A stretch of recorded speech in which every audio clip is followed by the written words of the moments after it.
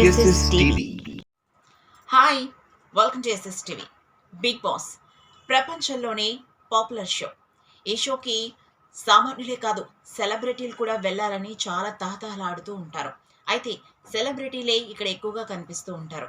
సామాన్యులు సైతం big boss హౌస్లోకి తీసుకువచ్చి అలా తీసుకురావడానికి వాళ్ళకి కొన్ని పరీక్షలను పెట్టి అందులోంచి కొందరిని జల్లెడ పట్టి అందులో సెలెక్ట్ అయిన మెంబర్స్ని సెలబ్రిటీలతో కలిపి హౌస్లో గొడవలు పెట్టి ఆటలు ఆడించి వాళ్ళ యొక్క సీక్రెట్స్ని బయటికి తెప్పించి అలాగే అసలు వాళ్ళేంటో వాళ్ళ నిజరూపం ఏంటో జనాలకి చూపిస్తూ వాళ్ళందరూ కొట్టుకు చేస్తుంటే అది చూసి ఆనందపడే జనాల రేటింగ్ పెరుగుతుంటే ఈ జనాల రేటింగ్ని చూసి వెంటనే టీవీ షోస్ అన్నీ కూడా ఈ షోకి పెద్ద పట్టాన్ని కట్టేశాయనుకోవచ్చు.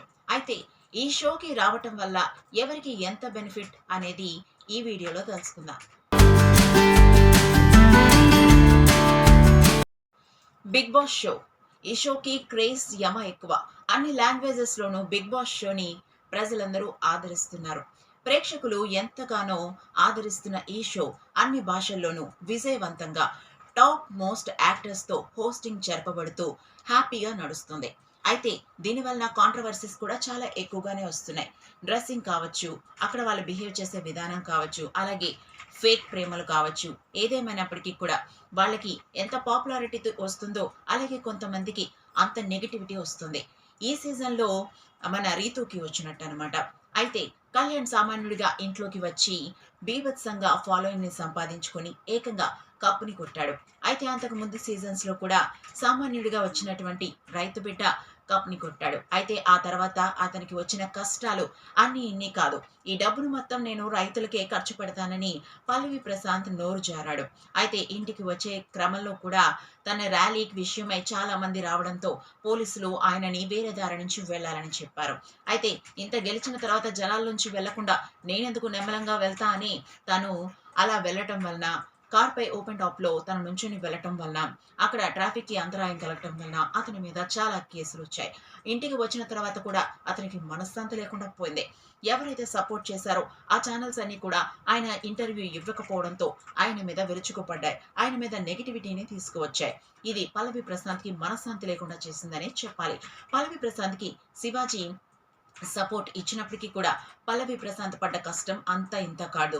జైలు చుట్టూ తిరుగుతూ సామాన్యంగా ఒక రైతు బిడ్డగా ఉంటూ ప్రశాంతంగా పంటలు పండించుకునే తనకి పాపులారిటీ పిచ్చి పట్టడంతో బిగ్ బాస్కి ఎలాగైనా వెళ్ళాలని చెప్పి నన్ను పంపించండి అన్నా అని అడుక్కుంటూ ఏకంగా ఎట్టకేలకు బిగ్ బాస్ షోకి అయితే వచ్చేసాడు. మంచి పేరును సంపాదించాడు. బిగ్ బాస్ షోలో కొన్ని ప్రాబ్లమ్స్ తనకి కూడా వచ్చాయి, కొంత నెగిటివిటీ కూడా వచ్చింది. ఏదేమైనప్పటికీ తను గెలిచి బయటకు వెళ్ళిన తర్వాత తనకి మనశ్శాంతి లేకుండా పోయింది, కేవలం తను నోరు జారడం వల్ల.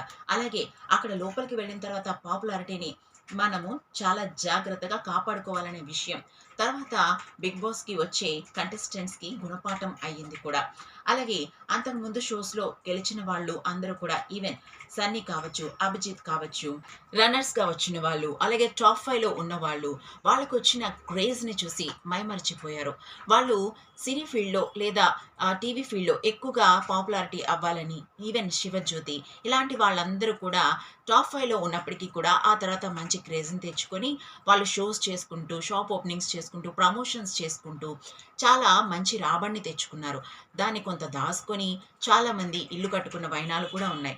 అంతేకాదు వాళ్ళు సేవింగ్స్ చేసుకొని వాళ్ళకి వచ్చిన అవకాశాన్ని వాళ్ళు సద్వినియోగపరుచుకున్నారు. అయితే ఈ కోవలో సోహెల్ తప్పటడుగు వేశాడు ప్రశాంత్ లాగే. అలాగే తను ఏం చేశాడంటే తనకు వచ్చిన క్రేజ్ని బట్టి తను ఒక సినిమా చేయాలని అనుకున్నాడు, తను హీరో అవుతాను అనుకున్నాడు, ఎందుకంటే తనకు అంత పాపులారిటీ వచ్చిందని చెప్పి.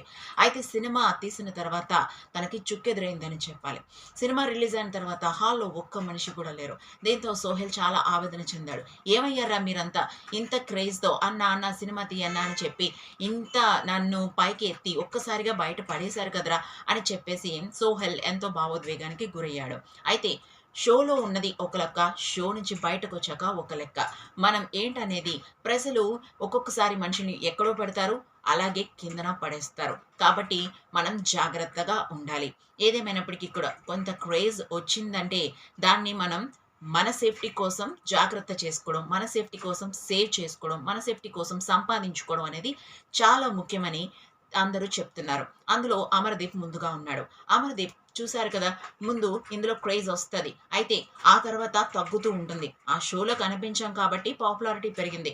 దాన్ని మనం ఎట్లా యూజ్ చేసుకోవాలో ఆ వేలోనే యూజ్ చేసుకోవాలి. ఇటు గీతా మాదిరి అలాంటి సింగర్స్ రేవంత్ వీళ్ళందరూ అంటే ఆల్రెడీ పాపులారిటీలో ఉన్నవాళ్ళే. వాళ్ళు ఎప్పుడు స్టేజ్ షోస్ చేస్తూ ఉంటారు. వాళ్ళకి ఏమీ తక్కువ గాదు. అయితే 'బిగ్ బాస్' షోలోకొచ్చిన తర్వాత కొంచెం క్రేజ్ పెరిగింది.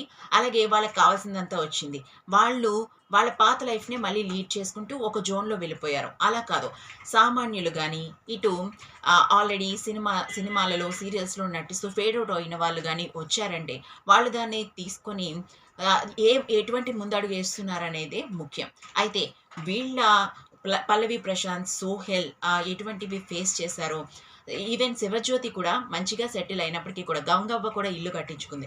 'శివజ్యోతి' కూడా ఈవెన్‌గా సెటిల్ అయినప్పటికీ కూడా ఆ క్రేజ్‌లో కొన్ని తప్పులు చేయడం వల్ల తనకి కూడా కొన్ని ప్రాబ్లమ్స్ వచ్చాయి. ఏదేమైనప్పటికీ కూడా ఫేమ్ వచ్చిందంటే ప్రాబ్లమ్ కూడా వస్తుంది. కానీ మన జాగ్రత్తలో మనం ఉండాలని చెప్పేసి మొన్న జరిగిన ఇంటర్వ్యూలో అమర్‌దీప్ మాట్లాడడంతో అందరికీ కనువిప్పయినట్టు అయింది. ఈసారి సీజన్ 10కి వచ్చే వాళ్ళందరూ కూడా ఈ గుణపాఠాన్ని నేర్చుకొని జాగ్రత్తగా ఉంటారేమో చూడాలి. ఈ విషయంలో మీరేమనుకుంటున్నారనేది కామెంట్ రూపంలో తెలియజేయండి. లైక్ చేయండి, షేర్ చేయండి, సబ్స్క్రైబ్ చేయండి. ఎస్ఎస్‌టీ.